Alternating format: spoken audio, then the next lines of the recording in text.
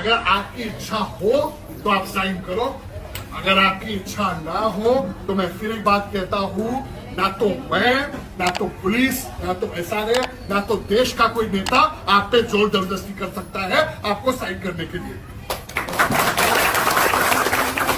अगर कोई आपको कहता है कि आपने सर्वे करने से मना किया और आपकी पात्रता जाएगी, तो मैं ज़ीशान सिद्दीकी देखूंगा कि आपकी पात्रता कैसे जाएगी।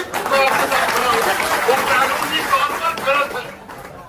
मैं हमारे पुलिस भाइयों से भी रिक्वेस्ट करना चाहूंगा कि आपको जनता से पूरा कोऑपरेशन मिलेगा।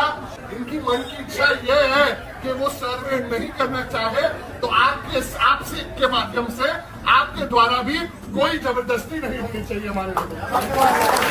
आपको पता है कि ट्रांजिट कैंप में भी हम गए थे, हमने 105 स्क्वायर फीट एक एक घर का बना के दिए, झगड़ा कर लड़कर भाड़ा भी बढ़ा के दिए, सब कुछ करा के दिए।